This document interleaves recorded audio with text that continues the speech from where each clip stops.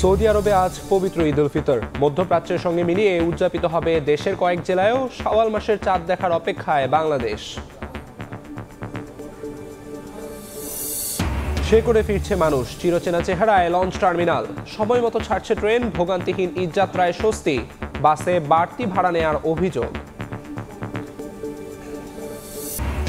Doctor ইউনূসের চীন সফরে বাংলাদেশের অর্জন ভারী। সুফল পেতে দরকার রাজনৈতিক স্থিতিশীলতা। রোহিঙ্গা প্রত্যাবাসনে নেপিদো বেইজিংয়ের সম্পর্ককে কাজে লাগানোর পরামর্শ। সুনামগঞ্জের জামালগঞ্জে যাত্রী বোঝাই ইঞ্জিন চালিত নৌকাডুবি। 2 শিশুসহ 4 জনের মরদেহ উদ্ধার। শোকে স্তব্ধ স্বজনরা।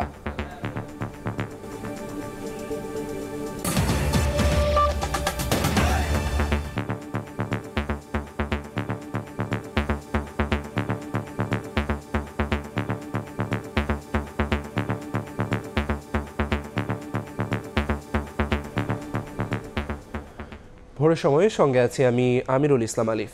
সৌদি আরবের আকাশে শাওয়াল মাসের চাঁদ দেখা গেছে। আজ দেশটিতে পালিত হবে পবিত্র ঈদ উল ফিতর। স্থানীয় সময় শনিবার সন্ধ্যায় সৌদি রয়্যাল কোর্ট থেকে দেশবাসীর জন্য পবিত্র ঈদ উল ফিতরের ঘোষণা দেওয়া হয়। ঈদ উদযাপন করবে কাতার, সংযুক্ত আরব আমিরাত ও মালদ্বীপ। অন্যদিকে পাকিস্তান, ইরান, ভারত, ইন্দোনেশিয়া, মালয়েশিয়ায় সোমবার ঈদ উদযাপিত হবে বলে জানিয়েছে বিভিন্ন গণমাধ্যম। সৌদি আরব থেকে আরিফুর রহমানের রিপোর্টে বিস্তারিত। শনিবার সৌদি আরবের বিভিন্ন স্থানে শাওয়াল মাসের চাঁদ দেখার জন্য চলে ব্যাপক প্রস্তুতি। স্থানীয় সময় সন্ধ্যায় দেশটির আকাশে পবিত্র শাওয়াল মাসের চাঁদ দেখা গেছে বলে নিশ্চিত করে সৌদির সুপ্রিম কোর্ট। এদিকে ঈদের চাঁদ দেখা যাওয়ার পরপরই প্রবাসী বাংলাদেশিরা দেশে থাকা স্বজনদের ঈদের শুভেচ্ছা জানিয়েছেন। সিয়াম এবং তারাবি এইসব ইবাদতগুলির পরে যে ঈদের যে আনন্দের যে বারতা, এটা আসলে আমাদের মনের মধ্যে অনেক উৎফুল্ল নিয়ে আসে। এই ঈদ উল ফিতর উপলক্ষে আমাদের সমস্ত দেশবাসীকে অগ্রিম ঈদের শুভেচ্ছা। বিশ্বের বিভিন্ন দেশেও এদিন চাঁদ দেখার আয়োজন করা হয়। গালফ নিউজ জানিয়েছে রোববার ঈদ উদযাপন করবে কাতার, সংযুক্ত আরব আমিরাত, মালদ্বীপ। তবে শনিবার চাঁদ দেখা না যাওয়ায় পাকিস্তান, ইরান, ভারত, মালয়েশিয়া ও ইন্দোনেশিয়া, অস্ট্রেলিয়া সোমবার পবিত্র ঈদ উল ফিতর উদযাপন করা হবে। হিজরি বর্ষপঞ্জি অনুযায়ী চাঁদ দেখা সাপেক্ষে 29 বা 30 দিনে মাস হয়ে থাকে। 29 রমজান শেষে যদি চাঁদ দেখা যায় তাহলে পরদিনই ঈদ উল ফিতর উদযাপিত হয়, আর চাঁদ দেখা না গেলে ঈদ উল ফিতর উদযাপিত হয় 30 রমজান শেষে। আরিফুর রহমান, সময় সংবাদ, সৌদি আরব। সারা বিশ্বের সঙ্গে মিল রেখে একই সাথে বাংলাদেশে ঈদ উদযাপন নিয়ে শুরু হয়েছে আলোচনা। যদিও ইসলামী চিন্তাবিদরা বলছেন কোরআন এবং হাদিসে চাঁদ দেখা সাপেক্ষে সিয়াম এবং ঈদ পালনের ওপর একাধিকবার নির্দেশনা দেওয়া হয়েছে। আবহাওয়া অধিদপ্তরের তথ্য বলছে 30 মার্চ সূর্যাস্তের সময় চাঁদের বয়স হবে 1 দিনের কিছু বেশি। তোহা খান তামিমের রিপোর্ট।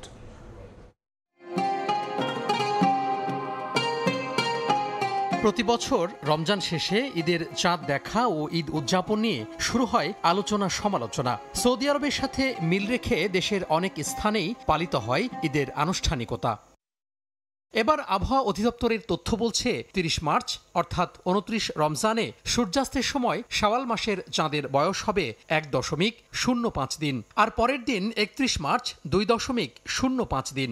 এ সময় চাঁদের স্থায়িত্ব হবে 30 মার্চ সন্ধ্যায় 43 মিনিট, আর পরের দিন আকাশে চাঁদের উপস্থিতি থাকবে 51 মিনিট।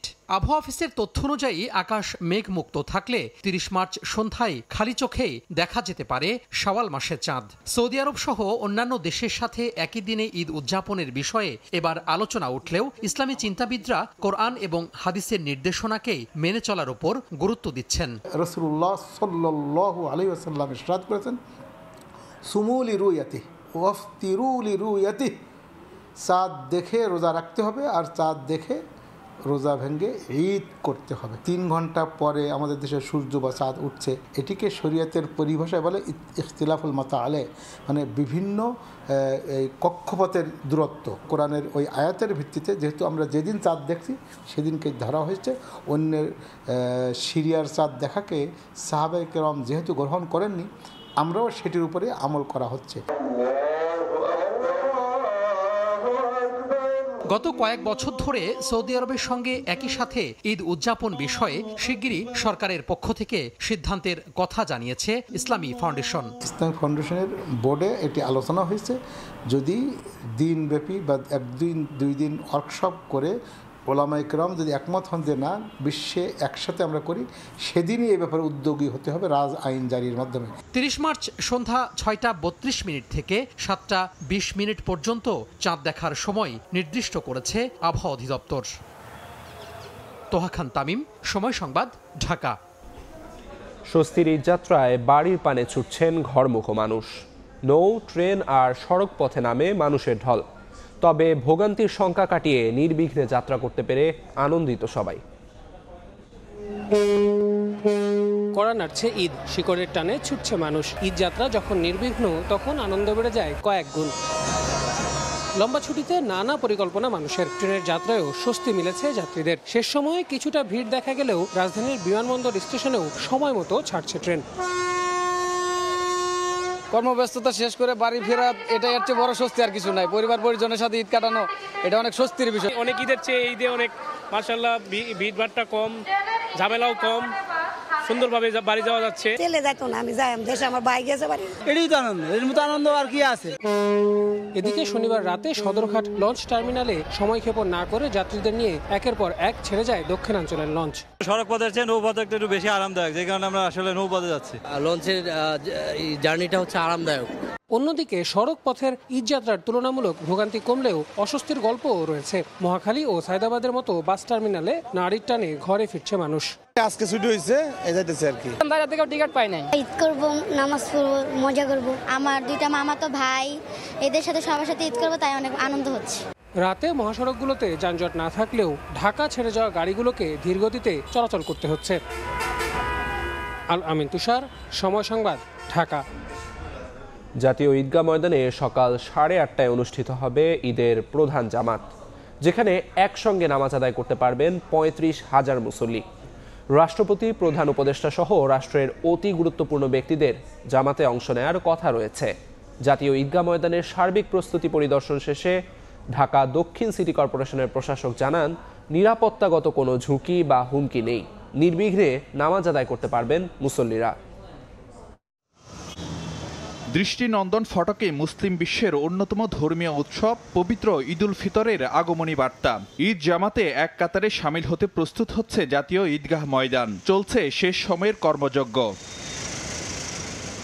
ঈদের দিন সকাল 8:30টায় জাতীয় ঈদগাহ ময়দানে অনুষ্ঠিত হবে ঈদের প্রধান জামাত। 25,000 বর্গমিটার জায়গা জুড়ে তৈরি করা হয়েছে প্যান্ডেল।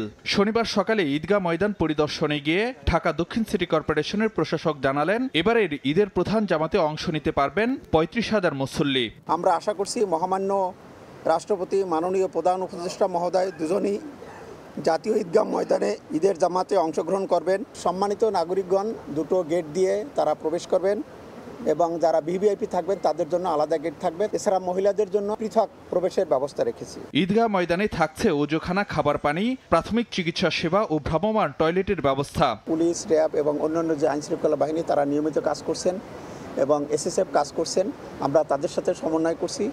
আপাতত আমরা কোনো নিরাপত্তা ঝুঁকি এখানে দেখছি না। এদিকে ঢাকা উত্তর সিটি কর্পোরেশনের আয়োজনে রাজধানীর পুরাতন বাণিজ্য মেলার মাঠে এবার প্রথমবারের মতো আয়োজন করা হচ্ছে ঈদ জামাত। কর্তৃপক্ষের আশা, লাখো মানুষের জমায়েত হবে এই ময়দানে। ময়দানে লক্ষাধিক লোকের ঈদ একসাথে নামাজ পড়ার মতো যে আয়োজন, সেই আয়োজন আমরা করেছি। সাফিসিয়েন্ট গাড়ি পার্কিংয়ের ব্যবস্থা করা হয়েছে, সাফিসিয়েন্ট নিরাপত্তা বেষ্টনী তৈরি করা হবে এবং নারীদের নামাজের আলাদা ব্যবস্থা আমরা করেছি। ঈদ জামাতের পর সুলতানি আমলের ঐতিহ্যের সঙ্গে মিল রেখে ঈদ র্যালির আয়োজন করা হবে। শত শত গিটারিস্ট থাকবেন, পুলিশের ব্যান্ডের দল থাকবেন, ঘোড়ার গাড়ি সেগুলো থাকবে, প্ল্যাকার্ড থাকবে, সঙ্গীত শিল্পীরা থাকবেন, সেলিব্রিটিরা থাকবে, আমরা থাকবো এবং সিনিয়র সিটিজেনরা থাকবেন। আমরা সবাই মিলে এই ঈদ মিছিলটি আমরা করব।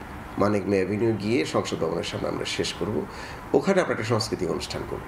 এছাড়া 2 দিন ব্যাপী ঈদ মেলারও আয়োজন করবে উত্তর সিটি কর্পোরেশন। সাম্য সম্প্রীতি রাজমানি তাগিদে পবিত্র ঈদুল ফিতরে ভেদাভেদহীন এক কাতারে সামিল হবেন সব শ্রেণী পেশার মানুষ। আর সেই লক্ষ্যে প্রস্তুত হচ্ছে বিশাল এই ময়দান। কর্তৃপক্ষ বলছে, এবারের ঈদ উৎসবে থাকছে বেশ কিছু নতুন অনুষঙ্গ, যা যোগ করবে ভিন্ন মাত্রা। ফারুক ভিয়া, রবিন, সময় সংবাদ, পুরাতন বাণিজ্য মেলার মাঠ, ঢাকা। ঈদের জামাতের জন্য প্রস্তুত কিশোরগঞ্জের ঐতিহাসিক শোলাকিয়া ময়দান। এবার 198তম ঈদুল ফিতরের জামাতে নামাজ পড়াবেন ঈদগাহের নতুন ইমাম মুফতি আব্দুল খায়ের মোহাম্মদ সাইফুল্লাহ। জামাত শুরু হবে সকাল 10টায়, থাকছে 4 স্তরের নিরাপত্তা বলে। এরই মধ্যে শেষ হয়েছে সব ধরনের প্রস্তুতি। নূর মোহাম্মদের তথ্য ও ছবি নিয়ে রিপোর্ট। প্রস্তুত ঐতিহাসিক শোলাকিয়া। কিশোরগঞ্জ শহরের পূর্ব প্রান্তে নরসুন্দা নদীর তীর ঘেঁষে অবস্থিত শোলাকিয়া ঈদগাহে যুগ যুগ ধরে ঈদের নামাজে মুসল্লিদের ঢল নামে। এবারও এই মাঠে ঈদের নামাজ পড়বেন লাখো মানুষ। এরই মধ্যে শেষ হয়েছে ঈদগাহ মাঠের লাইন টানা, রং করা, অজুখানা মেরামত, পরিষ্কার পরিচ্ছন্নতা সহ বেশিরভাগ কাজ। প্রায় 250 বছরের প্রাচীন শোলাকিয়া ঈদগাহের আয়তন প্রায় 6 একর। 1828 সালে শোলাকিয়া ঈদগাহে 1.25 লাখ মুসল্লি একসাথে ঈদের নামাজ আদায় করেন। সেই থেকে এই মাঠের নাম হয় 1.25 লাখিয়া, যা এখন শোলাকিয়া নামে পরিচিত। বড় জামাতে এক কাতারে দাঁড়িয়ে এই মাঠে নামাজ পড়লে বেশি সওয়াব পাওয়া যায়, এমন বিশ্বাসে প্রতিবছর ঈদের জামাতে অংশ নেন দেশ বিদেশের লাখো মুসল্লি। বংশ পরম্পরায় এখানে ঈদের নামাজ পড়ছেন অনেকে। এখানে যদি একটা জামাত, ঈদের জামাত আদায় করি, তাহলে আল্লাহ হয়তো আমাকে মাগফিরাত দিবেন, মুক্তি দিবেন। যেখানে মুসল্লি বেশি হয় এখানে নামাজ আদায় করলে আল্লাহ তাআলার কাছে দোয়াও বেশি কবুল হয়। আমি নিয়ত করছি এবারে হয়তো ঈদের জামাত, এশিয়ার বৃহত্তম জামাত ঈদের নামাজ শোলাকিয়াতে, ওখানে ঈদগাহে নামাজ পড়বো। এদিকে ঈদের জামাত ঘিরে নেওয়া হয়েছে নিচ্ছিদ্র নিরাপত্তা ব্যবস্থা। 4 স্তরের নিরাপত্তা বলয়ে বিপুল সংখ্যক পুলিশ, র্যাব ছাড়াও থাকছে 5 প্লাটুন বিজিবি। সিসি ক্যামেরায় মনিটর করা হবে মাঠের ভেতর ও চারপাশ। 1100-র মতো ফোর্স এখানে ডেপ্লয় থাকবে। এর মধ্যে আপনার পোশাকি, সাদা পোশাকি এবং ট্রাফিক থাকবে। এরিয়াল সার্ভিলেন্সের জন্য ড্রোন থাকবে, আর ওয়াচ টাওয়ার আছে আমাদের সব দিকে গতিবিধি লক্ষ্য করার জন্য। আমরা চেকপোস্ট, পিকেট ও মোবাইল টহলের মাধ্যমে সন্দেহজনক ব্যক্তিদেরকে গতিবিধি পর্যবেক্ষণ করব। এছাড়াও আমাদের রাস্তায় এবং অন্যান্য গুরুত্বপূর্ণ স্থানে র্যাবের টহল থাকবে। বিগত দিনের তুলনায় এবছর এই শোলাকিয়া ঈদগাহ জামাতে আরও বেশি সংখ্যক মুসল্লি আসবেন, এটা আমরা এক্সপেক্ট করছি এবং সেইভাবেই আমরা প্রস্তুতি গ্রহণ করেছি। দূরের মুসল্লিদের জন্য শোলাকিয়া স্পেশাল নামে 2টি বিশেষ ট্রেন সার্ভিস চালু করেছে রেলওয়ে কর্তৃপক্ষ। সময় সংবাদ, কিশোরগঞ্জ। আসন্ন পবিত্র ঈদ উল ফিতর উৎসব মুখর ও নিরাপদ করতে কঠোর অবস্থানে আইন শৃঙ্খলা বাহিনী। ফাঁকা ঢাকায় নগরবাসীর জানমালের নিরাপত্তা এবার পুলিশের সঙ্গে কাজ করবে অক্সিলিয়ারি ফোর্স। এদিকে গাবতলী বাস টার্মিনাল পরিদর্শনে গিয়ে স্বরাষ্ট্র উপদেষ্টা বলেন, ঈদে কোনো নিরাপত্তা হুমকি নেই। ঈদের ছুটিতে কর্মব্যস্ত রাজধানী এখন অনেকটাই ফাঁকা। এবারের ঈদ ঘিরে ঢাকার নিরাপত্তায় কঠোর অবস্থানে আইন শৃঙ্খলা বাহিনী।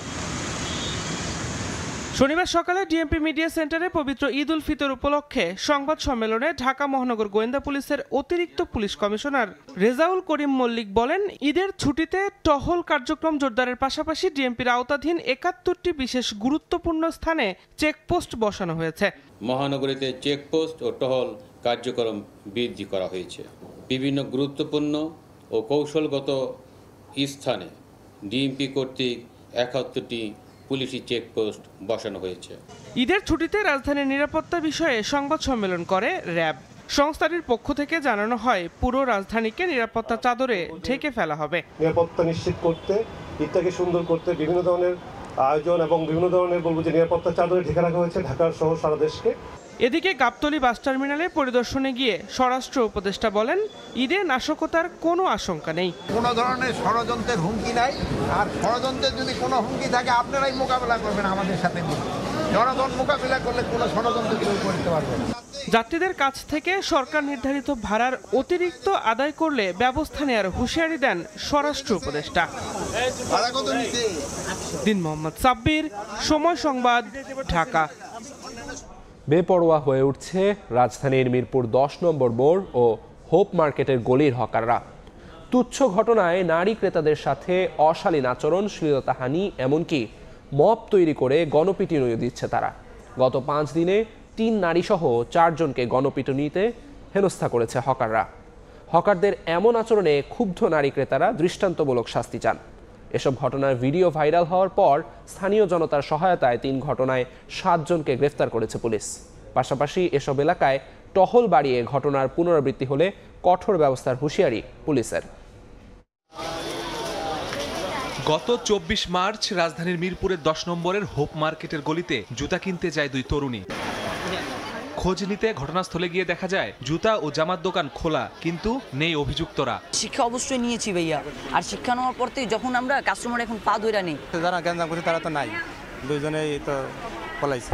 কর্মচারীরা ওই সেল দেখাবার দিয়ে রাগ মাগুলি করে মাথা গরম করে মানে রাব ব্যবহার করে এই রেজাল্টগুলো করে। তবে 10 নম্বরে মা ও ছেলেকে হেনস্থা করা ফুটপাতের দোকানগুলো বন্ধ। পাশের দোকানিরা বললেন ঘটনার জন্য দায়ী হকাররাই। 4-5 জন মিলে একসাথে এইভাবে অনেকভাবে মারবে, যার কারণ বলতে এর লেগে আমি এই জায়গায় আইসা ও বাচ্চাটা দেখে আমার নিজে খারাপ লাগলে আমি নিজে ছুড়াই দিচ্ছি। ভবিষ্যতে এরকম যেন কোনো কিছু না হয় এর জন্য শক্ত ব্যবস্থা নিতে হবে। শুধু এই 3 ঘটনায় নয়, নারী ক্রেতাদের অভিযোগের শেষ নেই এসব এলাকার হকারদের বিরুদ্ধে। হেনস্থাকারীদের দৃষ্টান্তমূলক শাস্তির দাবি তাদের। আইন হাতে তুলে নিল না তো অবশ্য সেই আইনটা তাকে দিতে হবে, সেই শাস্তিটা তাকে দিতে হবে। মুখের উপর মানে কাপড় ছুঁড়ে পড়ে দেয়, মুরব্বী হয়ে দেখে না, ডাইরেক্ট বলে নিলে নেন, না নিলে চলে যান। জানা গেছে 3 ঘটনার ভিডিও ভাইরালের পর 10 নম্বরে মা ও ছেলেকে হেনস্থা করা এক হকারকে গণপিটুনি দিয়েছে বিক্ষুব্ধ ছাত্র জনতা। গ্রেপ্তার করা হয়েছে আরো 6 জনকে। যারা আমাদের সম্মিলিত নাগরিকের সাথে বিশৃঙ্খলা করবে তাদের প্রত্যেকের বিরুদ্ধেই ব্যবস্থা গ্রহণ করা হবে, সে যেই দলের হোক, যে পর্যায়ে লোক হোক না কেন। 3 ঘটনায় জড়িত বাকিদের ধরতেও অভিযানে পুলিশ। 10 নম্বরে মাসুদুর রহমান, সময় সংবাদ, ঢাকা। জাতীয় নির্বাচন পেছাতেই দেশে বিশৃঙ্খলা তৈরির চেষ্টা চলছে বলে অভিযোগ করেছেন বিএনপি মহাসচিব। বলেন, জনগণের স্বার্থে আঘাত এলে আবারও রাজপথে নামতে বাধ্য হবে বিএনপি। দেশি বিদেশি ষড়যন্ত্র মোকাবিলা করে দাবি আদায়ে দেশবাসীকে প্রস্তুতি নেওয়ারও আহ্বান জানান মির্জা ফখরুল। তিনি আরও বলেন, নির্বাচন হলে বিপুল সংখ্যাগরিষ্ঠতা পাবে জেনেই বিএনপিকে টার্গেট করেছে ষড়যন্ত্রকারীরা। সংকট উত্তরণে দ্রুত নির্বাচন দেওয়ার দাবি জানিয়ে আসছে বিএনপি। অন্যদিকে সংস্কার ও জুলাই গণহত্যার বিচার শেষ না হওয়া পর্যন্ত ভোট চায় না কয়েকটি দল। চলমান এই বিতর্ককে আরও উস্কে দিয়েছে ডক্টর মোহাম্মদ ইউনূসকে 5 বছর সরকার প্রধান দেখতে চাওয়ার আকাঙ্ক্ষা সামনে আসায়। নির্বাচনে বিপুল জনসমর্থন পাবে বিএনপি, এমন দাবি করে বিএনপি মহাসচিব বলেন, এই ভয়েই তাদেরকে টার্গেট করছে ষড়যন্ত্রকারীরা। চলছে নির্বাচন পেছানোর ষড়যন্ত্র। রাজধানীর বেড়াইদে শনিবার বিকেলে ঈদ উপহার বিতরণ অনুষ্ঠানে এসব কথা বলেন তিনি। ফেসবুকের মধ্যে, ইউটিউবের মধ্যে তারা বিভিন্ন রকম কথা বলে এবং তাদের কথা টার্গেট কারা? তাদের টার্গেট হচ্ছে বিএনপি। কেন? তারা জানে যে নির্বাচন যদি হয় তাহলে বিএনপি বিপুল সংখ্যাগরিষ্ঠতা নির্বাচন করবে। সুতরাং এই দেশে একটা বিশৃঙ্খলা সৃষ্টি করা, একটা নৈরাজ্য সৃষ্টি করা, একটা এমন অবস্থা তৈরি করা যাতে করে নির্বাচন পিছিয়ে যায়। জনগণের ভোটাধিকার ফিরিয়ে দেওয়ার দাবিতে ফ্যাসিস্ট সরকারের বিরুদ্ধে আন্দোলন হয়েছে, এমন মন্তব্য করে অন্তর্বর্তী সরকারকে দ্রুত লেভেল প্লেইং ফিল্ড তৈরি করে ভোটের ব্যবস্থা করার আহ্বান জানান মির্জা ফখরুল। সরকার আমরাই তাকে নিয়ে এসেছি যে তিনি তার প্রধান দায়িত্ব যেটা এই যে অতি অল্প সময়ের মধ্যে তিনি সবকিছু গুছিয়ে নিয়ে একটা লেভেল প্লেইং ফিল্ড তৈরি করবেন এবং সেখানে তিনি একটা নির্বাচনের ব্যবস্থা করবেন। তার মানে এই না যারা অনির্দিষ্ট কালের জন্য ওই সংস্কার করবেন আর নির্বাচন হবে না, জনগণ তার প্রতিনিধি পাবে না, এটা কি আপনারা চান? না। ষড়যন্ত্র রুখে দিয়ে গণতন্ত্র প্রতিষ্ঠায় সবাইকে প্রস্তুত থাকার আহ্বান জানিয়ে তিনি বলেন, দেশের স্বার্থে প্রয়োজনে আবারও আন্দোলনে নামবে বিএনপি। আমাদের স্বার্থে যদি জনগণের স্বার্থে যদি কোনো বিঘ্ন সৃষ্টি করা হয় তাহলে বিএনপি আবার মাঠে নামবে। আমি কথাগুলো বলছি এই জন্যে যে আমাদেরকে প্রস্তুত থাকতে হবে। ষড়যন্ত্র হচ্ছে, চক্রান্ত হচ্ছে দেশে বিদেশে, আপনাদেরকে আবার আপনাদের ভোটের অধিকার থেকে বঞ্চিত করবার জন্য। বিদেশে বসে দেশের মানুষকে উত্তেজিত করে বিভাজন তৈরি না করতে প্রবাসীদের প্রতি আহ্বান জানান বিএনপি মহাসচিব। আহমেদ সালেহীন, সময় সংবাদ, ঢাকা। প্রধান উপদেষ্টা ডক্টর মোহাম্মদ ইউনূসের চীন সফর ইতিবাচক বার্তা দিচ্ছে বলে মনে করছেন আন্তর্জাতিক সম্পর্ক বিশ্লেষকরা। তাদের মতে এই সফরে বাংলাদেশের অর্জন ভারী, তবে সুফল পেতে দরকার রাজনৈতিক স্থিতিশীলতা। রোহিঙ্গা প্রত্যাবাসনে নেইপিদো বেইজিংয়ের সম্পর্ককে কাজে লাগানোর পরামর্শ দিয়েছেন তারা। কারো প্রতি নির্ভরতা বা টানাপোড়েন নয়, সবার সঙ্গে দ্বিপাক্ষিক সম্পর্ক নতুন করে গতি আনতে কূটনৈতিক তৎপরতা চালিয়ে যাওয়ার পরামর্শ বিশ্লেষকদের। প্রসূন আশিসের রিপোর্ট। ছাত্র জনতার গণঅভ্যুত্থানের পর নতুন উচ্চতায় ঢাকা বেইজিং সম্পর্ক। অন্তর্বর্তী সরকারকে সমর্থন দেওয়ার পাশাপাশি অর্থনৈতিক সহযোগিতা জোরদারের প্রতিশ্রুতি দিয়েছে চীন। এরই ধারাবাহিকতায় 4 দিনের চীন সফর করলেন প্রধান উপদেষ্টা। তার এই সফরে দ্বিপক্ষীয় চাওয়া পাওয়া তো বটেই, আলোচনায় রাজনৈতিক সম্পর্ক ও ভূরাজনীতিও। বিশ্লেষকরা বলছেন বাংলাদেশের পাওয়ার পাল্লা ভারী, তবে সুফল পেতে আরও অপেক্ষা করতে হবে। এক্ষেত্রে জরুরি সুস্থ রাজনৈতিক পরিবেশ। যেই কাঠামোটা তৈরি হয়েছে সেই কাঠামোটা যথেষ্ট পজিটিভ। বাংলাদেশ চীনের সম্পর্ক সামনে নিয়ে যাওয়া, চীন দেখতে চাচ্ছে ইনভেস্টমেন্টের পরিবেশ তৈরি হয়েছে কিনা, তার মানে বোঝাই যাচ্ছে যে এর সাথে গণতন্ত্র, কাঠামো, নির্বাচন জড়িত।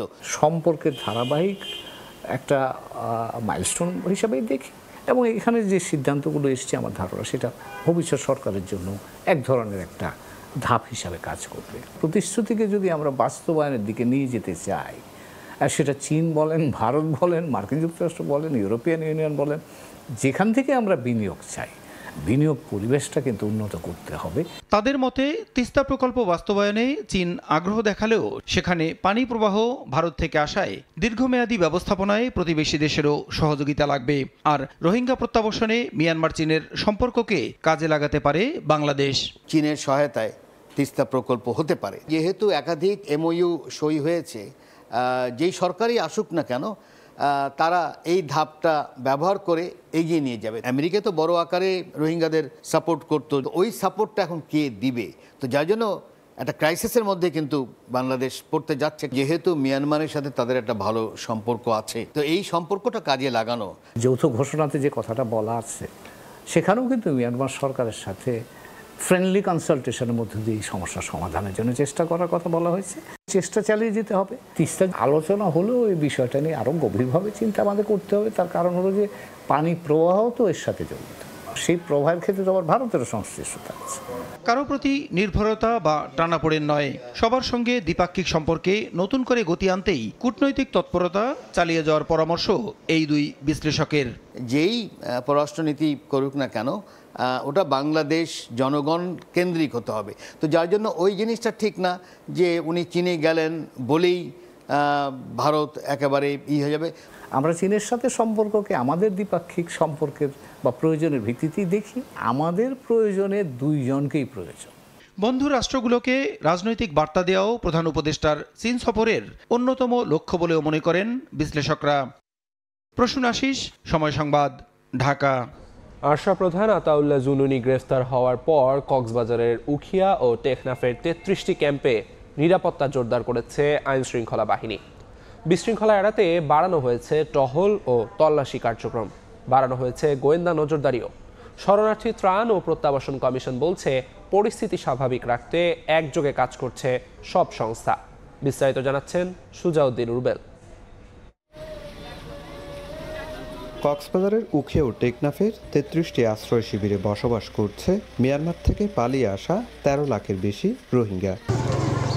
আইনশৃঙ্খলা বাহিনীর তথ্য অনুযায়ী আশ্রয় শিবিরে সক্রিয় একাধিক সন্ত্রাসী গোষ্ঠীর সদস্যরা। আধিপত্য বিস্তার, অপহরণ কিংবা মাদক ব্যবসার নিয়ন্ত্রণ নিয়ে হত্যাসহ নানা অপরাধে জড়িত তারা। এজন্য প্রধানত দায়ী করা হয় আরসা এবং আরএসওকে।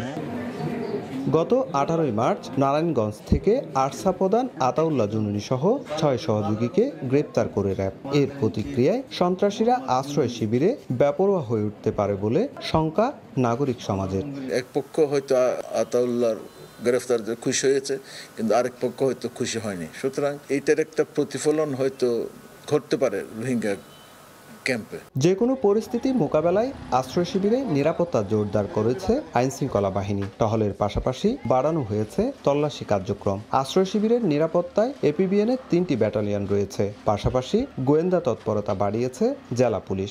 টহল এবং নিরাপত্তা আগের চেয়ে জোরদার করা হয়েছে এবং সাথে গোয়েন্দা নজরদারিও বৃদ্ধি করা হয়েছে। পরিস্থিতি পর্যবেক্ষণ করছি, এইরকম এই ঘটনায় যেন কোনো রকম বিশৃঙ্খলা ক্যাম্পে না হয় সেই বিষয়ে ওখানে এপিবিএন আছে, আমাদের পুলিশ আছে, অন্যান্য গোয়েন্দা সংস্থা আছে। শরণার্থী ত্রাণ ও প্রত্যাবাসন কমিশন বলছে আশ্রয় শিবিরের পরিস্থিতি স্বাভাবিক রাখতে একযোগে কাজ করছে সব সংস্থা।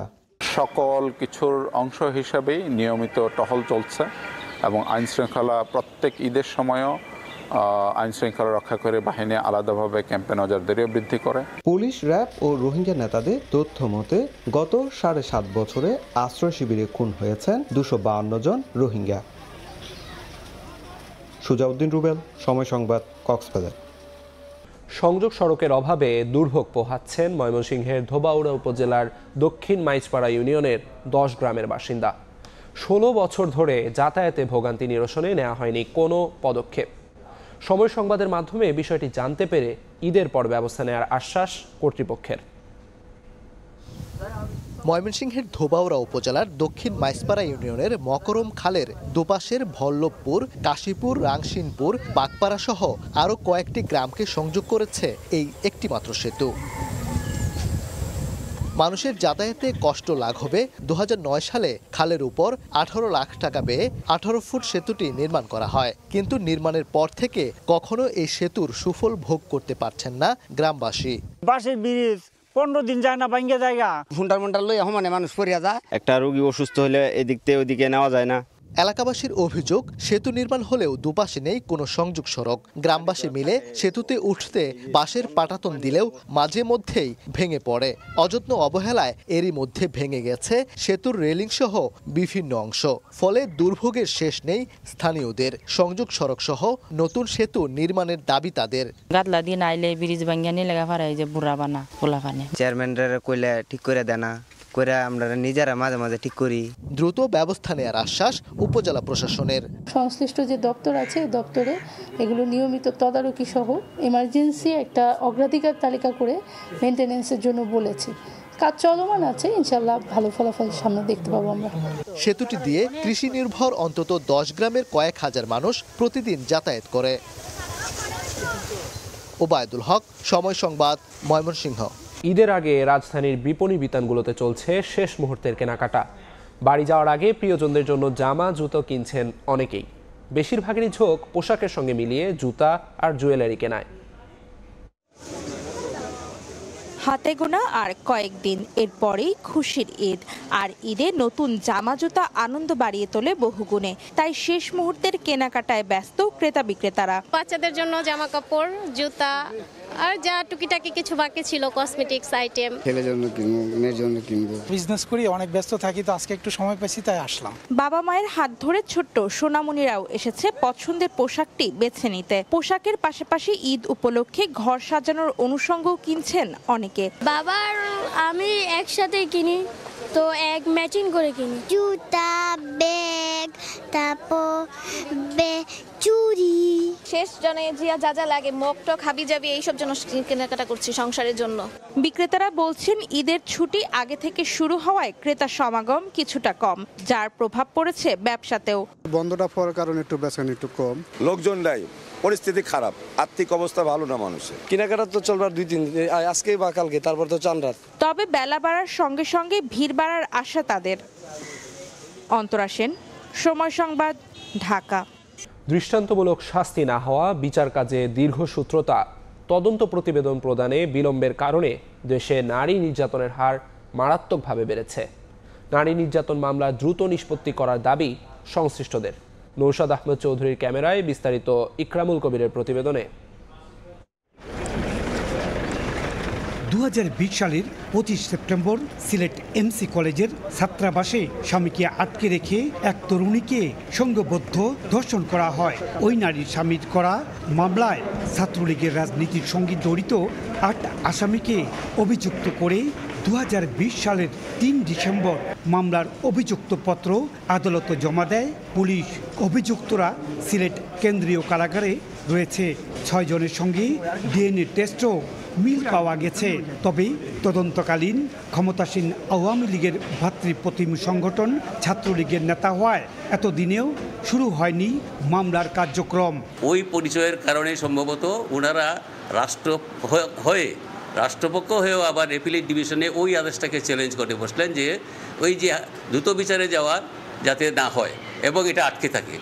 সংশ্লিষ্টরা জানান, সিলেটের নারী নির্যাতন দমন ট্রাইব্যুনালে 6000-এরও বেশি মামলা বিচারের অপেক্ষায় আছে, যার মধ্যে 16 থেকে 17 বছরের পুরানো মামলা রয়েছে।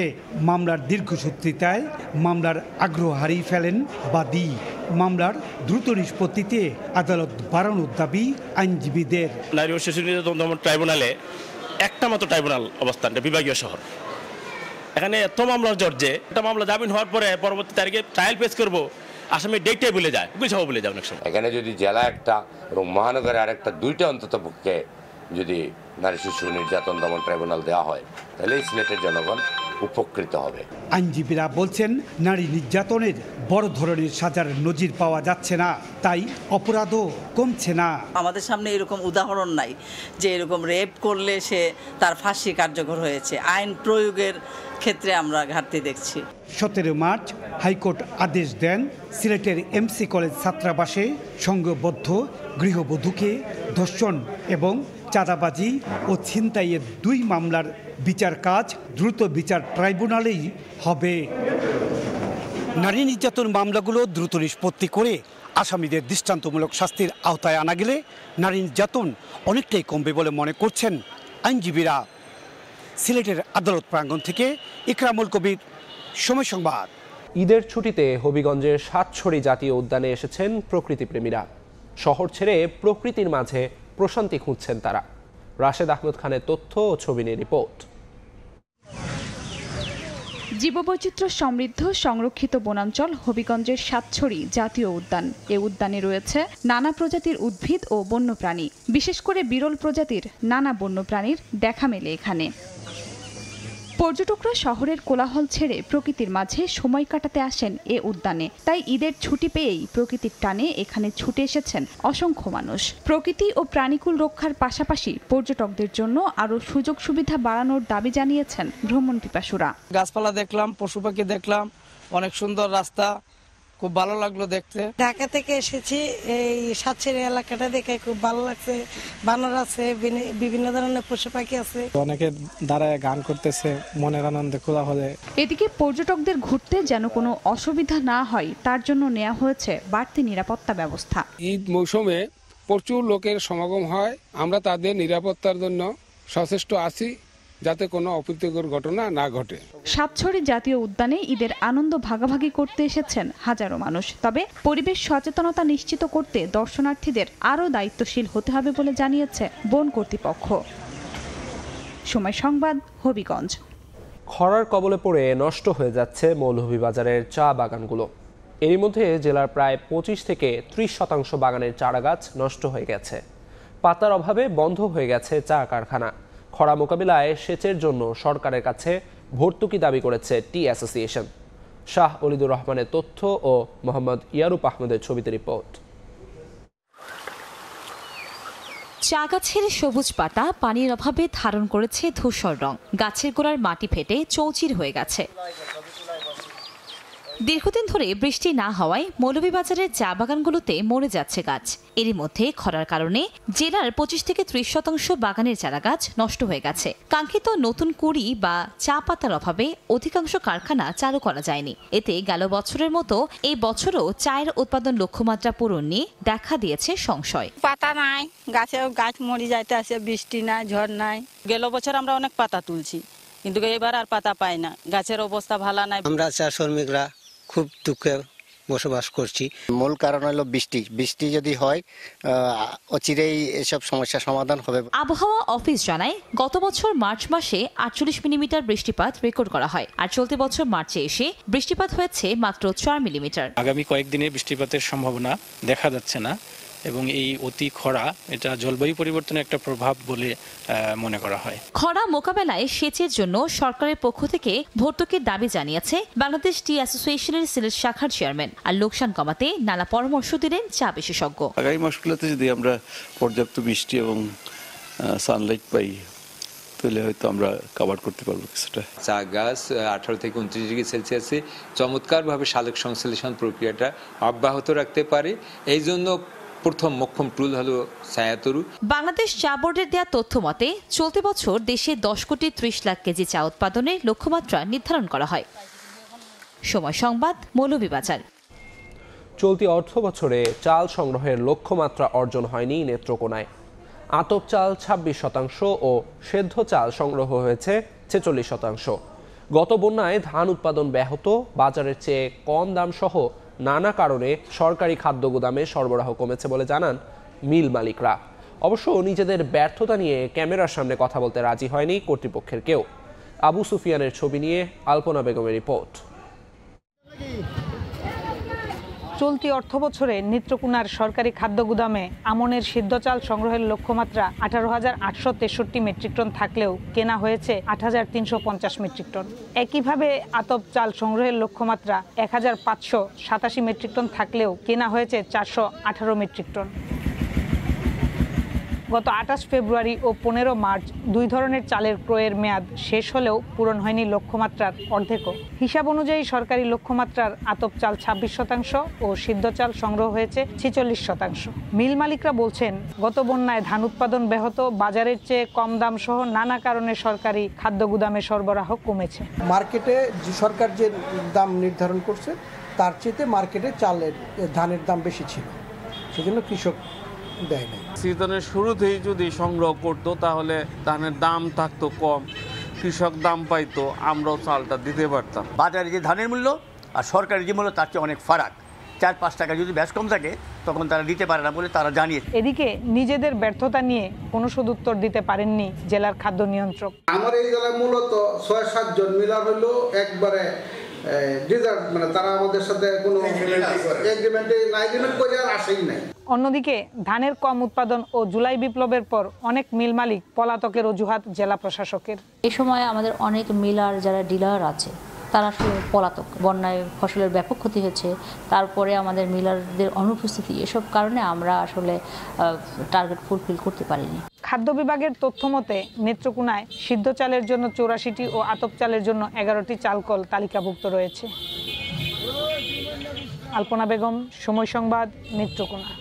বান্দরবান সীমান্তে স্থলমাইন বিস্ফোরণে একজনের বাম পা ক্ষতবিক্ষত হয়েছে।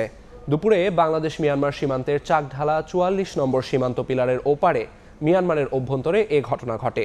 এ সময় বান্দরবানে চাকঢালা সীমান্তে স্থলমাইন বিস্ফোরণে মোহাম্মদ সালাম নামে এক ব্যক্তির বাম পা ক্ষতবিক্ষত হয়।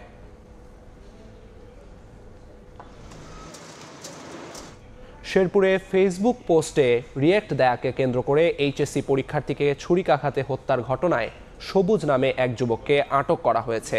পুলিশ জানিয়েছে, নালিতাবাড়ি উপজেলার আন্দারুপাড়া গ্রামের নাইম বাদশা নামে এক শিক্ষার্থী তার বাল্যকালের বন্ধু সবুজ আহমেদের পোস্টে রিয়েক্ট দেয়। এতে সবুজ ক্ষুব্ধ হয়ে নাইমকে ফোনে ডেকে ভোগাই নদীর কাছে নিয়ে যায়। এ সময় তাকে ছুরিকাঘাত করে। আহত অবস্থায় উপজেলা স্বাস্থ্য কমপ্লেক্সে নেওয়া হয়। অবস্থা গুরুতর হলে পাঠানো হয় ময়মনসিংহ মেডিকেল কলেজ হাসপাতালে। সেখানে কর্তব্যরত চিকিৎসক তাকে মৃত ঘোষণা করে।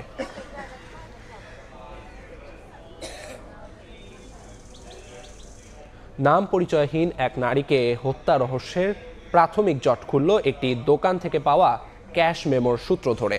মেমোতে উল্লেখ থাকা মুঠোফোন নম্বর পাওয়ার পর জড়িত সন্দেহে একজনকে গ্রেফতার করেছে পুলিশ। চট্টগ্রাম মহানগর পুলিশ জানিয়েছে, ভুক্তভোগী টুম্পা আক্তার একটি পোশাক কারখানার শ্রমিক ছিলেন।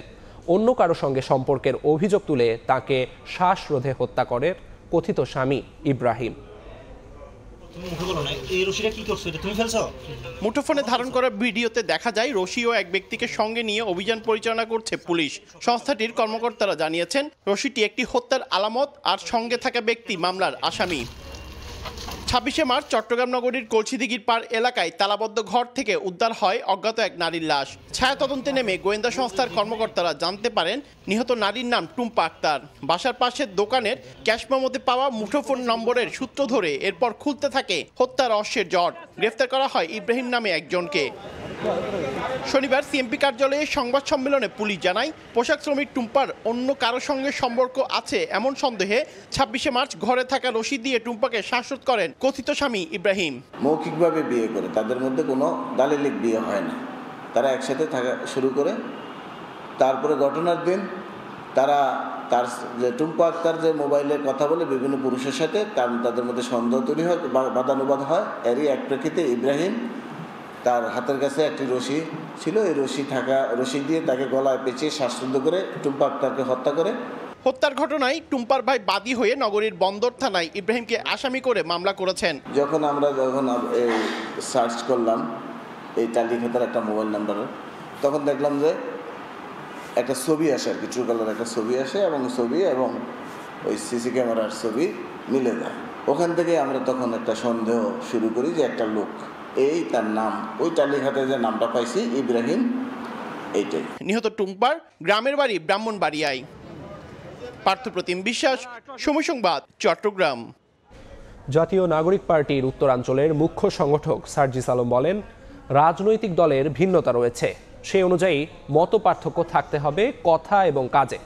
প্রতিযোগী না হয়ে প্রতিপক্ষ হলে ক্ষতি যেমন আন্তদলীয় হবে, তেমনি ক্ষতি হবে নিজেদের। শনিবার সন্ধ্যায় পঞ্চগড়ে পৌর বিএনপির আয়োজনে সরকারি অডিটোরিয়ামে মুক্ত মঞ্চে ইফতার মাহফিলে এ কথা বলেন তিনি। এ সময় সবাইকে ঐক্যবদ্ধভাবে মানুষের জন্য কাজ করার আহ্বান জানান সার্জিস আলম।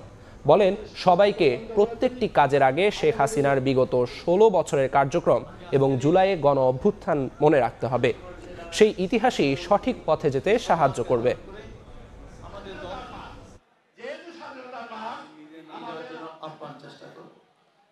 আমাদের মধ্যে রাজনৈতিক দলের যেমন ভিন্নতা রয়েছে, সে অনুযায়ী মত পার্থক্য থাকবে আমাদের কথায়, কার্যক্রমে। কিন্তু খুনি শেখ হাসিনা তার বিগত 16 বছরের কার্যক্রম, আপনাদের আমাদের সাথে হওয়া অত্যাচার, নির্যাতন এবং সবশেষে এগুলোর পরিণতি, এগুলো যেন আমরা সব সময় আমাদের ভিতরে রাখি। আমরা যদি ঐক্যবদ্ধভাবে এই ফোরাম কাজ করতে পারি, তাহলে এই পঞ্চগড়কে আগামী কয়েক বছরের মধ্যে বাংলাদেশের সমৃদ্ধ একটি জেলায় আমরা পরিণত করতে পারবো। কুমিল্লায় বৈষম্য বিরোধী আন্দোলনে শিক্ষার্থীদের ওপর হামলার অভিযোগে 2 যুবককে গ্রেফতার করেছে সেনাবাহিনী। শনিবার রাত 11টায় কুমিল্লা সদর ক্যাম্পে এক সংবাদ সম্মেলনে পুলিশ এ তথ্য নিশ্চিত করে। পুলিশ জানায়, গ্রেফতারকৃত যুবকদের বিরুদ্ধে বৈষম্য বিরোধী আন্দোলনে হামলার অভিযোগ রয়েছে। এছাড়া তাদের 2 জনের বিরুদ্ধে 2টো করে মামলাও রয়েছে। রোববার আদালতের মাধ্যমে তাদেরকে কারাগারে পাঠানো হবে।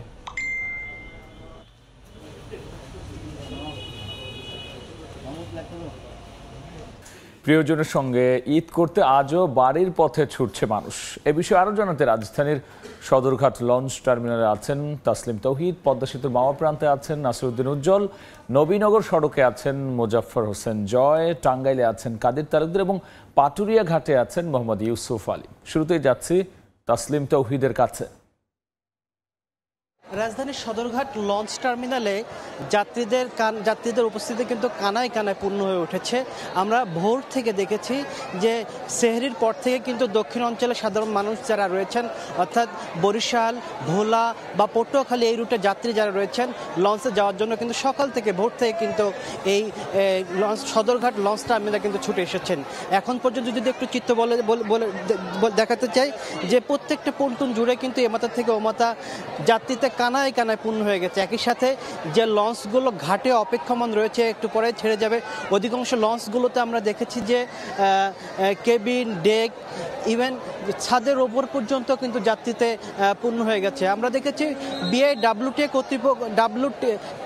কর্তৃপক্ষ কিন্তু বারবার সতর্ক করছে যে ছাদে করে যাত্রী নিয়ে যাওয়া যাবে না। তারপরেও কিন্তু যে মানুষের যে ভিড়, উপচে পড়া চাপ সকাল থেকে ভোর থেকে দেখছি, সেই চাপের কারণে কিন্তু আসলে চাইলেও বিআইডব্লিউটিএ কর্তৃপক্ষ কিন্তু হিমশিম খাচ্ছে। যে অর্থাৎ জানিয়ে রাখি যে 29 রোজা যদি হয় সে অর্থে ধরে নিয়ে আজকে মানুষ অনেকে বাড়ি ফিরছে, আগামীকাল ঈদ হতে পারে, যে কারণে যারা এখনও ঢাকায় ছিলেন, বিভিন্ন জায়গায় ছিলেন, তারা কিন্তু আজকে পরিবারের সাথে ঈদের আনন্দ ভাগাভাগি করতে শেষ মুহূর্তে কিন্তু তারা সবাই বাড়ির পথ ধরেছেন।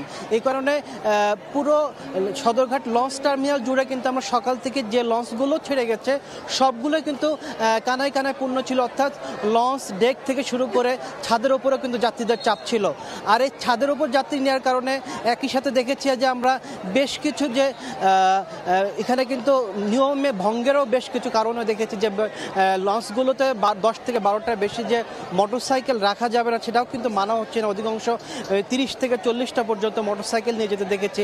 কিছু কিছু ক্ষেত্রেও আমরা দেখেছি যে অতিরিক্ত ভাড়া আদায়ের অভিযোগও কিন্তু কেউ কেউ করছেন। তো তারপরও বিআইডব্লিউটিএ কর্তৃপক্ষ তারা কিন্তু বারবার সতর্ক করছেন অতিরিক্ত যাত্রী পরিবহন এবং নির্ধারিত যে ভাড়া রয়েছে তার বাইরে যেন ভাড়া না দেওয়া হয় সে বিষয়ে কিন্তু বারবার সতর্ক করছেন বিআইডব্লিউটি মাইকিংয়ের মাধ্যমে।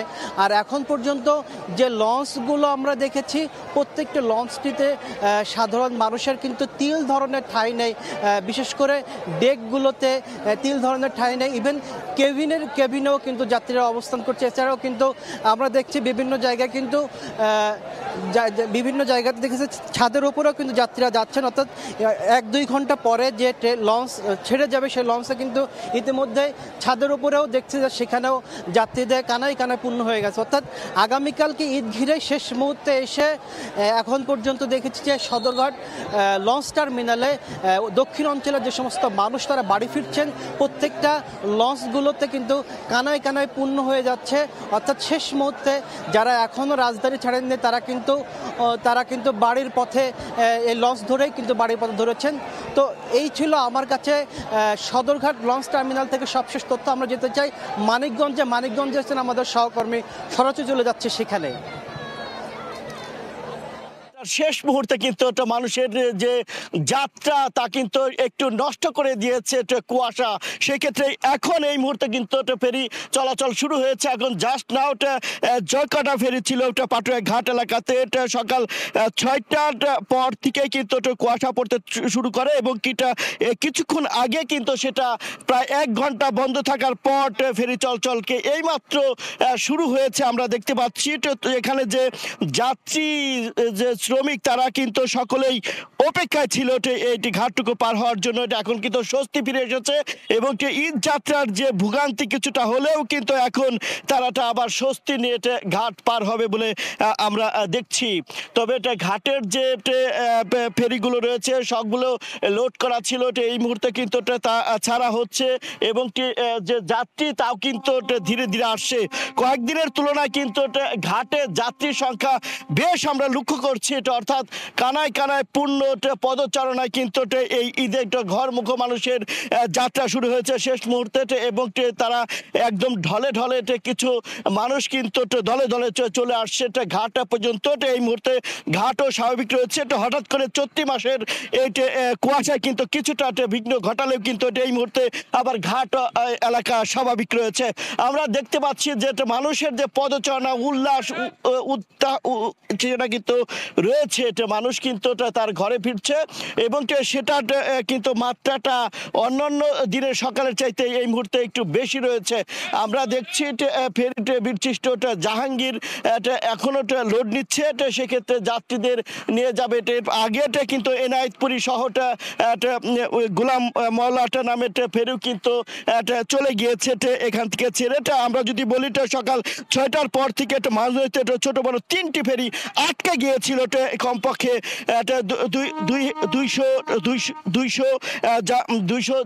200 যাত্রী এবং বেশ যানবাহন তার মধ্যে ছিল।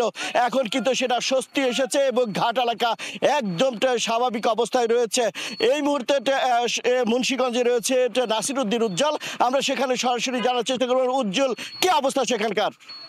ধারণা নিয়ে রাজধানী ছাড়ছেন শেষ মুহূর্তে অনেকেই এবং এই যে পদ্মা সেতুর মাপ প্রান্ত দিয়ে যে যারা যাচ্ছেন তারা বলছেন উৎসবমুখর পরিবেশ এবং তাদের যে লম্বা ছুটি সেটি কাটাতে কিন্তু তারা ছুটছেন এবং বলছেন যে এই যে শেষ মুহূর্তে তারা যাচ্ছেন যে তাদের কিছু কাজ রয়ে গিয়েছিল সেখানে কিন্তু তারা বিলম্ব করেছেন এবং এখানকার যে তথ্য সেখানে বলছে কিন্তু যে গেল 24 ঘন্টায় 36,000-এরও বেশি যান কিন্তু পারাপার হয়েছে এবং সেখান থেকে 4,07,00,000 টাকা কিন্তু টোল আদায় হয়েছে। তার মধ্যে কিন্তু মোটর বাইক ছিল 8,750টি এবং এখনও কিন্তু মোটর বাইকের চাপ আপনারা লক্ষ্য করছেন যতদূর চোখ যায়। কিন্তু মোটর বাইক কিন্তু লম্বা লাইনে দাঁড়িয়ে টোল দিয়ে তারা পদ্মা সেতু অতিক্রম করছে এবং এখানে যে অতিরিক্ত একটি টোল বুথ স্থাপন করা হয়েছে যেটি অস্থায়ী এবং সেটি এবং আরেকটি স্থায়ী, 2টি টোল বুথ দিয়ে কিন্তু মোটর বাইকগুলো অতিক্রম করছে এবং অন্য যে আরও 7টি বুথ রয়েছে সেই বুথে কিন্তু অন্যান্য যানবাহন যাচ্ছে। একই সঙ্গে কিন্তু পদ্মা সেতুর নিচ দিয়ে রেল লাইনেও কিন্তু যাত্রা চলছে এবং ট্রেন এবং সড়ক এবং রেলপথ দুই দিকেই কিন্তু উৎসব মুখর পরিবেশ এবং এই যে পদ্মা সেতু কেন্দ্রিক যে দক্ষিণাঞ্চলের 21 জেলা তারা বলছিলেন ফেরিতে নানা রকম তাদের দুর্ভোগ পোহাতে হচ্ছিল, ঝক্কি জমা ছিল। সেই কারণে কিন্তু এখন এই পদ্মা সেতুর কারণে যে কোনো মুহূর্তে তারা সিদ্ধান্ত নিয়ে বাড়ি পানে যেতে পারছেন এবং তাদের যে এবারের ঈদ সেটি উৎসব মুখর হবে সেই ধারণা করছেন। এবং একই সঙ্গে কিন্তু পদ্মা সেতুর যে টোল প্লাজা সব পুরো সেতু জুড়ে কিন্তু নিরাপত্তার চাদরে ঢেকে রাখা হয়েছে। তো এই ঈদ যাত্রাকে নির্বিঘ্ন করার জন্য আরও কিন্তু নানা রকম পদক্ষেপ, যেই কারণে কিন্তু নির্বিঘ্নে সবাই বাড়ি ফিরতে যাচ্ছেন। তো এই ছিল মুন্সিগঞ্জের মহাপ্রান্ত থেকে সবশেষ। আমরা চলে যাব সাভারে খবর জানতে, সেখানে রয়েছেন সহকর্মী জয়। অবস্থান করছি ঢাকা আরিচা মহাসড়কের নবীনগরে। আপনারা জানেন যে যদি কালকে ঈদ হয়ে থাকে তাহলে আজকে কিন্তু ঈদ কাফেলার উৎসব মুখর পরিবেশে আজকে শেষ দিন, তাই উপচে পড়া ভিড় লক্ষ্য করছে এখানে এবং অতিরিক্ত গাড়ির চাপও লক্ষ্য করছি। ঢাকা আরিচা মহাসড়কের নবীনগর এলাকায় মূলত এখানে অনেক গাড়ি অপেক্ষমান রয়েছে এবং একই সাথে কিন্তু তীব্র চাপ রয়েছে এখানে এই মহাসড়কে। আমরা দেখতে পাচ্ছি যে সেনাবাহিনীর সদস্য ট্রাফিক পুলিশ এবং পুলিশ মিলে কিন্তু মোটামুটি সড়কে ভলেন্টিয়ারের দায়িত্ব পালন করছেন এবং সকাল থেকেই দেখছি যে অনেক গাড়ির চাপ এখানে লক্ষণীয় পর্যায়ে পৌঁছেছে। আপনারা জানেন যে মূলত ঢাকা অঞ্চলের আশপাশের এলাকাগুলোতে গার্মেন্টস অধ্যুষিত হওয়ায় কিন্তু এখানে গার্মেন্টস শ্রমিকের সংখ্যা বেশি এবং অধিকাংশ মানুষই কিন্তু উত্তরবঙ্গগামী মানুষ এবং তারা কিন্তু সকাল থেকেই তাদের ব্যাগ লাগেজ গুছিয়ে কিন্তু ইতিমধ্যে গাড়িতে চড়ে বসেছিল এবং গাড়ি কিন্তু লক্ষ্য নির্দিষ্ট গন্তব্য পৌঁছানোর জন্য কিন্তু ইতিমধ্যে রওনা দিয়েছে। এবং আমরা যেটি দেখছি যে দীর্ঘ কয়েক কিলোমিটার এলাকা ধরে ঢাকা আরিচা মহাসড়কের নবীনগর থেকে বিশেষ করে নয়ারহাট এবং জাহাঙ্গীরনগর পর্যন্ত কিন্তু গাড়ির তীব্র চাপ রয়েছে পরিলক্ষিত হচ্ছে। তো মূলত নবীনগর চন্দ্রা মহাসড়কে আপনার এখনো পর্যন্ত গাড়ির চাপ রয়েছে এবং যতটুকু ধারণা করা হচ্ছে বেলা বাড়ার সাথে হয়তো বা শেষ দিনের মতো গাড়ির চাপ আরো বৃদ্ধি পাবে। তো নবীনগর চন্দ্রা মহাসড়কের ঢাকা আরিচা মহাসড়কের নবীনগর থেকে আমার কাছে যানজট এবং ঈদের মুখে ঘরমুখী মানুষের এই ছিল সর্বশেষ তথ্য।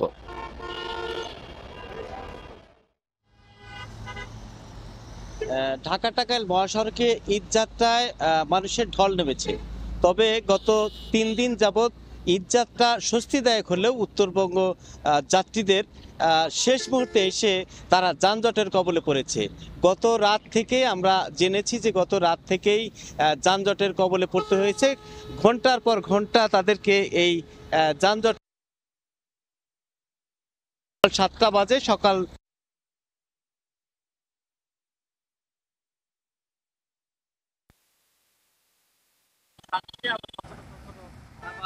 গাড়ি থেমে যাচ্ছে। তবে আমরা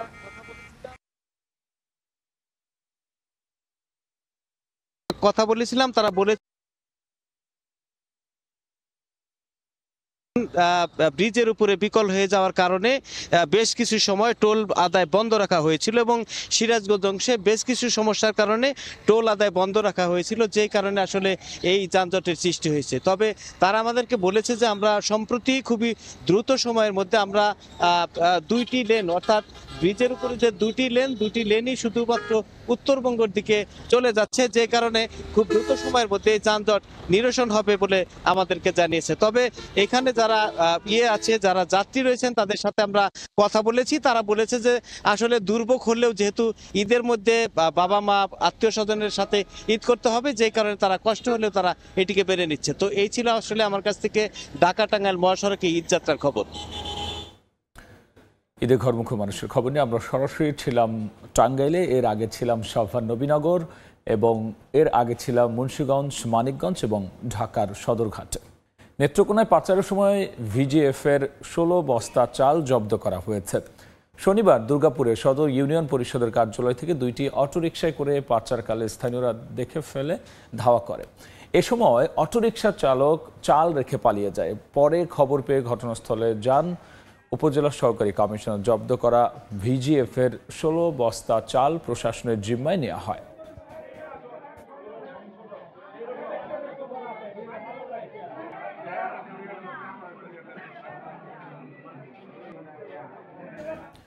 ঈদের ছুটিতে সারা দেশের মানুষের জানমাল ও সার্বিক নিরাপত্তা নিশ্চিতে র্যাব 3 স্তরের নিরাপত্তা ব্যবস্থা নিয়ে কাজ শুরু করেছে বলে জানিয়েছেন র্যাবের মহাপরিচালক একেএম শহীদুর রহমান।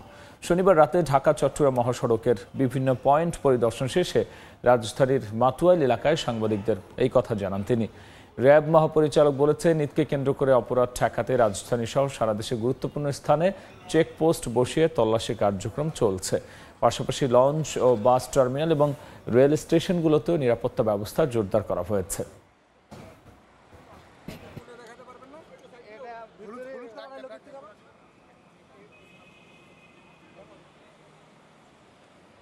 ঈদ উপলক্ষে আমরা 3 পর্বের নিরাপত্তা ব্যবস্থা গ্রহণ করেছি। টহল, আমাদের গোয়েন্দা তৎপরতা এবং অন্যান্য আইন শৃঙ্খলা রক্ষাকারী বাহিনীর সাথে সমন্বয় রেখে আমরা এই নিরাপত্তামূলক ব্যবস্থাগুলি আমরা করে যাচ্ছি। এছাড়া আপনার ঈদের দিনে আমাদের জাতীয় ঈদগাহ সহ সারা বাংলাদেশে যত বড় বড় ঈদের জামাত হয় সেখানেও আমাদের নিরাপত্তা ব্যবস্থা জোরদার থাকবে।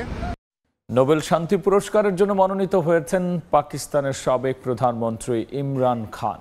কারাবন্দী এই নেতাকে নোবেল শান্তি পুরস্কারের জন্য মনোনীত করেছে পাকিস্তান ওয়ার্ল্ড অ্যালায়েন্স। নরওয়ের রাজনৈতিক দল পার্টিয়ে সেন্ট্রামের সহযোগিতায় এই মনোনয়ন ঘোষণা করা হয়। মানবাধিকার ও গণতন্ত্রের প্রচেষ্টার স্বীকৃতি স্বরূপ তাকে মনোনয়ন দেওয়া হয়েছে। এর আগেও 2019 সালে দক্ষিণ এশিয়ায় শান্তি প্রচেষ্টার জন্য ইমরান খানকে এই পুরস্কারের জন্য মনোনীত করা হয়েছিল। এবার খেলার খবর। লিটন মিরাজ নন 2026 টি-20 বিশ্বকাপের অধিনায়ক হিসেবে আশরাফুলের পছন্দ নুরুল হাসান সোহান। দীর্ঘদিন জাতীয় দলের বাইরে থাকলেও ঘরোয়া লিগ ও গ্লোবাল সুপার লিগে তার নেতৃত্ব মনে ধরেছে সাবেক অধিনায়কের। এবারে বিশ্বকাপে ভালো করা ছাড়া বিকল্প নেই টাইগারদের সামনে। নির্বাচকদের তাই এখন থেকেই স্কোয়াড তৈরি করে আসন্ন সিরিজগুলোতে তাদের সুযোগ দিয়ে প্রস্তুত করার পরামর্শ মোহাম্মদ আশরাফুলের। দেশের ক্রিকেটে এখন সবচেয়ে বড় প্রশ্ন, কে দেবেন বাংলাদেশ ক্রিকেটের নেতৃত্ব। সবশেষ টি-20 বিশ্বকাপের পরই এই ফরম্যাটের অধিনায়কত্ব ছাড়তে চেয়েছেন শান্ত। এবার আরও একটা বিশ্বকাপের সামনে লাল সবুজ, তাই নতুন করে আবারও আলোচনায় অধিনায়ক প্রসঙ্গ। নতুন অধিনায়ক নিয়ে আলোচনা হওয়ার কথা ছিল 19তম বোর্ড সভায়, তবে তামিম ইকবালের হঠাৎ অসুস্থতায় ভেস্তে গেছে বিসিবি মিটিং। যদিও অধিনায়ক হিসেবে লিটন মিরাজ তাসকিনকে নিয়ে ফিসফাস ক্রিকেট পাড়ায়, কিন্তু সাবেক অধিনায়কের চোখে সেরা নুরুল হাসান সোহান আর শান্তকে টি-20-র জন্য উপযুক্ত মনে করছেন না তিনি। নুরুল হাসান সোহানের কথাটা চিন্তা করেন, কারণ সে ঢাকা প্রিমিয়ার লিগও যদিও ওয়ানডে ফরম্যাট, কিন্তু বিপিএলও দেখেছি যে ভালো ক্রিকেট খেলেছেন এবং তার বয়সটা তার ফরে ক্রিকেট বোর্ড চিন্তা করে next world cup as a captain হিসাবে তার কাছ থেকে বাংলাদেশের সেরা উইকেট কিপার এবং ফিনিশিং রোলে যদি আমরা চিন্তা করি, যেহেতু মাহমুদুল্লাহ নাই, লাস্ট 2টা বিপিএলে কিন্তু শান্ত টিমেই ভালো মতন চান্স পায়নি, খেলতে পারেনি। তো সেই জায়গায় তাকে ড্রপ করাটা আমার মনে হয় না যে অত বড় একটা ডিসিশন হবে। সোহানের নেতৃত্বে গ্লোবাল সুপার লিগ জিতেছে রংপুর রাইডার্স। এবারের বিপিএলে টানা জয়ে সবার আগে কোয়ালিফায়ার নিশ্চিত করেছে তার দল। উইকেট কিপিংয়ের সঙ্গে ফিনিশার হিসেবে ব্যাটিংটাও ভালোই করেন তিনি। তবে অধিনায়ক যেই হন, তার সামনে চ্যালেঞ্জ 2026 ভারত শ্রীলঙ্কা টি-20 বিশ্বকাপ। এবারের মঞ্চে একটা গোছানো দল দেখতে চান সাবেক অধিনায়ক, তাই দিয়েছেন পরামর্শ। ফার্স্ট অফ অল সিলেক্ট করতে হবে যে কারা 2026 ওয়ার্ল্ড কাপে আমার মূল টিমে থাকবে। তাদের ব্যাকআপ হয়তো আরও আমরা যদি 7-8 জন রাখতে পারি, ওই প্লেয়ারদেরই অপরচুনিটি দিতে হবে। আফগানিস্তান বিশেষ করে এই জিনিসটা করে থাকেন, প্রত্যেকটা আইসিসি ইভেন্টই তারা যেখানেই খেলা হয়। ইন্ডিয়াতে ওয়ার্ল্ড কাপ দেখেছিলাম, অজয় জাদেজাকে নিয়েছিলেন, ওয়েস্ট ইন্ডিজে তারা ব্রাভোকে নিয়েছিলেন। ওই টিমটা কিন্তু আইসিসি ইভেন্টে তারা ভালো করেন। তো আমরাও এই ধরনের চিন্তা ভাবনা করতে পারি। এদিকে পাকিস্তান সুপার লিগে লিটন রিশাদ পেলেও জিম্বাবুয়ে সিরিজের কারণে পুরো মৌসুমের জন্য ছাড়পত্র পাননি নাহিদ রানা। বেশিরভাগ এই সিদ্ধান্ত নিয়ে সমালোচনা করলেও সাধুবাদ জানিয়েছেন আশরাফুল। বলারের জন্য টেস্ট ক্রিকেট খেলাটা খুব ইম্পর্টেন্ট এবং এই মানের ফাস্ট বলার, এবং যেহেতু দুর্বল একটা জিম্বাবুয়ে টিম আসবে, এইখানে সে অনেক কিছু শিখতে পারবে, লম্বা স্পেল বল করা, নতুন বলে বল করা। তো আমার কাছে মনে হয় না যে খারাপ ডিসিশন নিয়েছেন যে তাকে 2টা টেস্ট খেলে তারপরে হয়তোবা যাবে। আগামী 11 এপ্রিল শুরু পিএসএল, আর বাংলাদেশ জিম্বাবুয়ে সিরিজ শুরু হবে 20 এপ্রিল। তামিম হোসেন, সময় সংবাদ, ঢাকা। মুশফিক রিয়াদদের অবসরের সিদ্ধান্ত জানতেন না তাদের সতীর্থরাও। ভক্তদের মতো জাতীয় দলের অন্য ক্রিকেটাররাও খবর জানতে পারেন সামাজিক যোগাযোগ মাধ্যমে। সময় সংবাদের সঙ্গে একান্ত আলোচনা এমনটাই জানিয়েছেন তাসকিন আহমেদ। তার সাক্ষাৎকার নিয়েছেন সাব্বির মিথুন, আজ থাকছে দ্বিতীয় পর্ব। পেশাদার ক্রিকেটটা অদ্ভুত। এখানে আপনি কখনো হিরো, কখনো বা জিরো, কখনো নায়ক অথবা খলনায়ক। এই যেমন ১.৫ দশকের বেশি সময় দেশের ক্রিকেটকে সার্ভিস দেয়া মুশফিক রিয়াদ, এত ভক্ত আর ভালোবাসা, অথচ শেষটায় এসে পরিণত হন সবার গলার কাটায়। একের পর এক ব্যর্থ আইসিসি ইভেন্ট শেষে যখন তাদের টনক নড়ে, ততদিনে সমালোচনা তুঙ্গে। চ্যাম্পিয়ন্স ট্রফির ভরাডুবির পর আর কাল ক্ষেপণ করেননি এই দুই সিনিয়র, তবে নিজেদের অবসরের সিদ্ধান্ত জানাননি সতীর্থদের। আমরা এমন কিছু আগে থেকে জানিনি, বাট যতটুকু ভাইদের কাছে শুনতেছিলাম যে শীঘ্রই নেবে, কিন্তু মানে হয়তো মানে চ্যাম্পিয়ন্স ট্রফির লাস্ট ম্যাচটা হইলে বোঝা যেত, বৃষ্টির জন্য হয়নি, তাই হয়তো অফ দ্য ফিল্ডে নিছে, বাট আমরা আগে থেকে জানতাম না। অথচ মাথাটা উঁচু করেই ২২ গজকে বিদায় জানাতে পারতেন সিনিয়ররা, কিংবা টানা অফ ফর্মে হয়তো বিরতি নিয়ে সুযোগ দিতেন নতুনদের। তাসকিন আহমেদের ভাষায়, ক্রিকেটারদের এই জায়গা না ছাড়ার মানসিকতার কারণ বাদ পড়ার শঙ্কা। আমার এই প্রবলেম, আমি এই সময় একটু ব্রেক চাই। কেউ বলতেই সাহস করে না, কেউ ভাবে যে আমি বলবো আমার যদি বাদ দিয়ে দেয়। এমন চিন্তা করলে ওয়ার্ল্ড ডমিনেটিং প্লেয়ার তো কেউ কোনো হইতেই পারবে না। বাংলাদেশের প্রেক্ষাপটে এই আঁকড়ে ধরার উদাহরণ নতুন কিছু নয়, যদিও ব্যতিক্রম ছিলেন সাকিব। ম্যানেজমেন্ট, সতীর্থ সবাইকে জানিয়েই কানপুরে সাদা পোশাককে বিদায় বলেন মিস্টার 75। তাসকিনেরও স্বপ্ন, ঘোষণা দিয়ে মাঠ থেকে ইতি টানবেন লাল সবুজ অধ্যায়। টেস্টে চলাকালীনই ভাই বলছিল সবাই যে রিটায়ার নেব, আমরা মাঠ থেকে বিদায় নিতে পারি, আল্লাহ যদি চায় আমাদের বেলায় যাতে এরকম পরিস্থিতি না হয়। সাব্বির মিথুন, সময় সংবাদ, ঢাকা। এ পর্যায়ে শীর্ষ সংবাদ জানিয়ে দিচ্ছে আরও একবার। সৌদি আরবে আজ পবিত্র ঈদ উল ফিতর মধ্যপ্রাচ্যের সঙ্গে মিলিয়ে উদযাপিত হচ্ছে দেশের কয়েক জেলায়। শাওয়াল মাসের চাঁদ দেখার অপেক্ষায় বাংলাদেশ। শেকড়ে ফিরছে মানুষ, চিরচেনা চেহারায় লঞ্চ টার্মিনাল। সময় মতো ছাড়ছে ট্রেন, ভোগান্তিহীন ঈদ যাত্রায় স্বস্তি। বাসে বাড়তি ভাড়া নেয়ার অভিযোগ। ডক্টর ইউনূসের চীন সফরে বাংলাদেশের অর্জন ভারী, সুফল পেতে দরকার রাজনৈতিক স্থিতিশীলতা। রোহিঙ্গা প্রত্যাবাসনে নেইপিত বেইজিং এর সম্পর্ককে কাজে লাগানোর পরামর্শ। এবং সুনামগঞ্জের জামালগঞ্জে যাত্রী বোঝা ইঞ্জিন চালিত নৌকা ডুবি, 2 শিশু সহ 4 জনের মরদেহ উদ্ধার। শোকে স্তব্ধ স্বজনরা।